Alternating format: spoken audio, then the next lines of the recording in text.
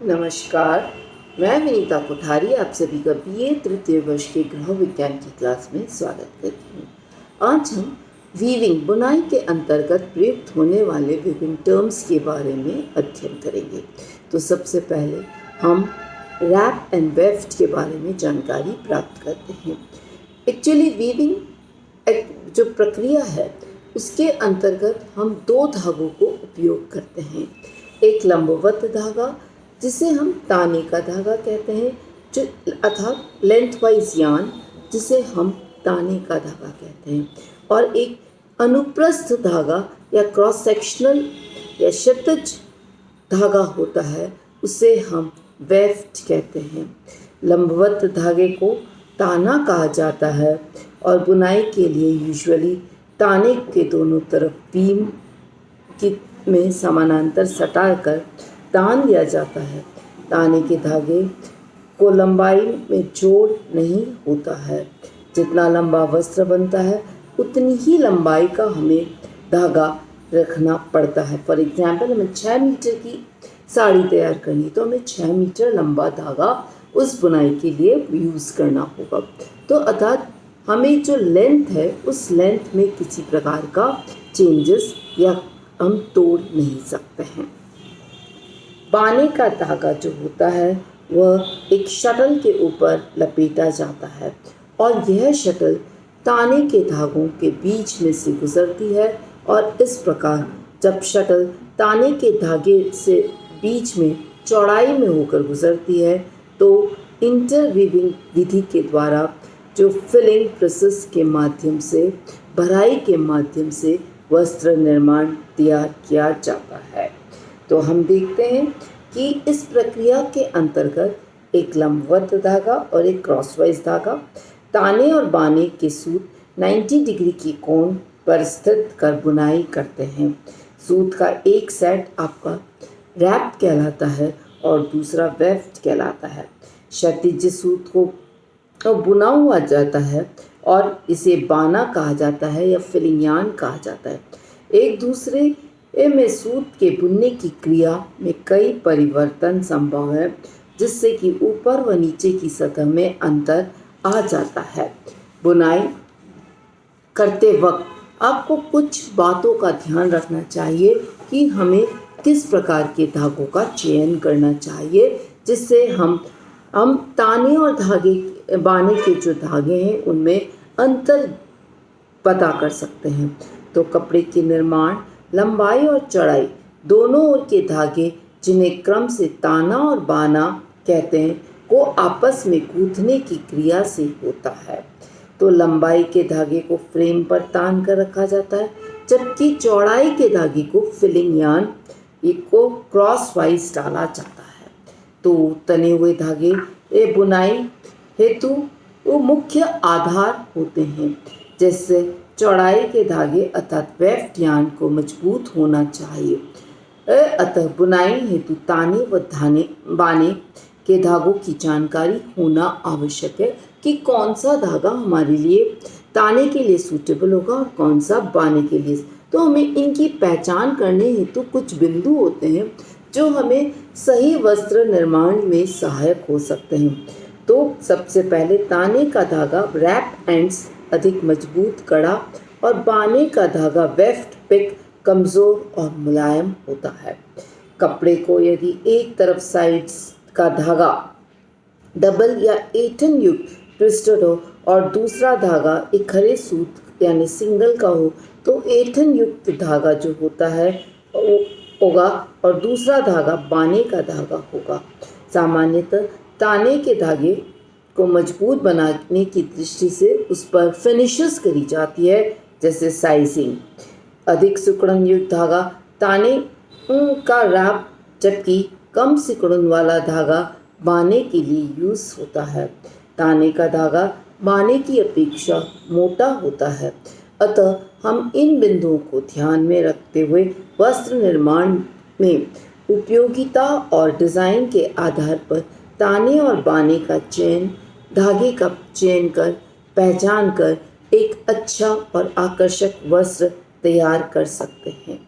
Usually हमने देखा कि वस्त्र जब निर्माण होता है तो हमारे को बार बार इसकी मजबूती के लिए कहा जाता है कि जो वस्त्र की को खड़ा रखा जाए, अर्थात जो ताने के धागे हैं वो कटिंग के अंदर यूजुअली इसीलिए आपको कहा जाता है कि उन्हें हमेशा सीधा होना चाहिए, जिससे कि वह टेयर एंड वेयर को ज़्यादा असहन कर सकते हैं।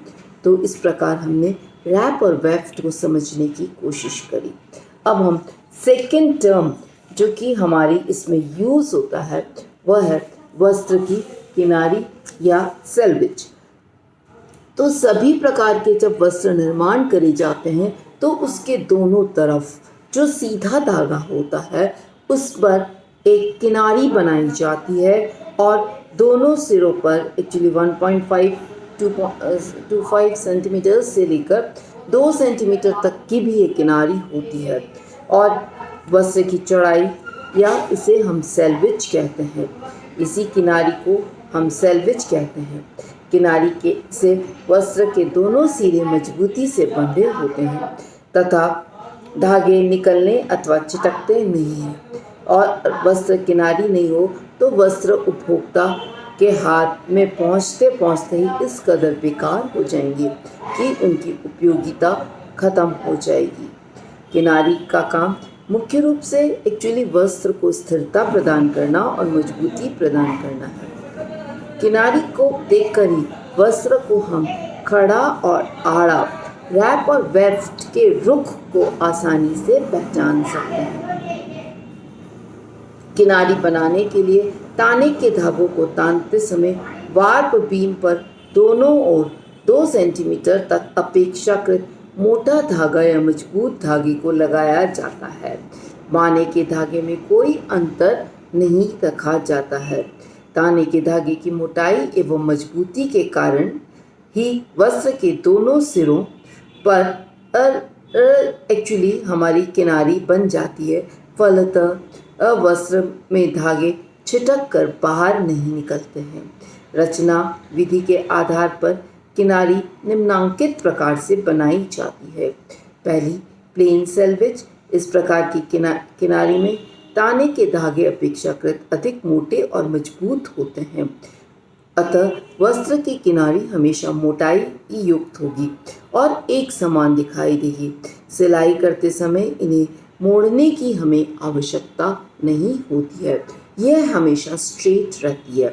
फिर कटी हुई किनारी या स्प्लिट सेल्वेज। इस प्रकार की किनारी यूजुअली छोटे वस्त्रों को बुनने के लिए करी जाती है, जैसे नैपकिन्स हैं, तौलिया है, रुमाल। वस्त्र बुनने के पश्चात इन्हें काट कर अलग कर लिया जाता है। तत्पश्चात मशीन से सिलकर इनकी किनारी बना दी जाती है। फिर तीसरी होती है आपकी टेप किनारी। टेप किनारी के अंतर्गत अपेक्षाकृत मोटे और मजबूत धागे से बनाई जाती है। इसे बनाने के लिए ताने के धागे को तानते समय वार्प बीम पर दोनों ओर आधी आधी इंच तक मोटी एवं मजबूत धागे लगाए जाते हैं। बाने के धागों में कोई अंतर नहीं होता है। और लास्ट है इसके अंतर्गत फ्यूज्ड किनारी। फ्यूज किनारी में इनके तंतुओं को पिघलाकर फ्यूज कर दी जाती है, जिससे धागे निकल नहीं पाते हैं। ताप सुनम्य रेशों से बने हुए वस्त्रों में इस प्रकार की छोटी छोटी पट्टियां काटकर चिपका दी जाती हैं या काटकर ऐसी किनारी बना दी जाती है जिससे कि सेल्वेज आपकी नष्ट न हो और यूजुअली जो नायलॉन आदि के रेशे हैं वो बाहर ना निकले।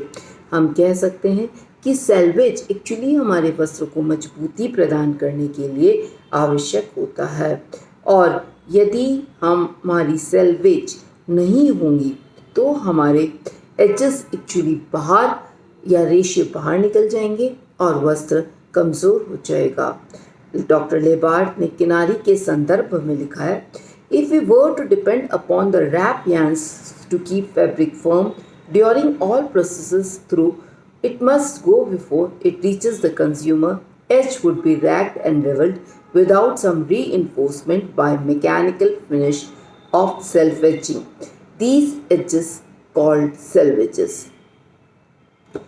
हमने ये देखा है कि यदि किनारियाँ नहीं होगी तो वस्त्र का जो पॉइंट्स होते हैं, जो एजेस होती हैं, वे आपकी सारी मुड़ जाएंगी, रेवल्ड हो जाएंगी और रैग हो जाएंगी, क्रश्ड हो जाएंगी सारी। और फिर जब तक कि हम इस पर कोई मैकेनिकल फिनिश जैसे आयनिंग है आदि नहीं करेंगे, तब तक वे सही नहीं होंगी। अतः यह आवश्यक होता है कि वस्त्र के अंदर किनारी अवश्य रूप से बनाई जाए। धन्यवाद।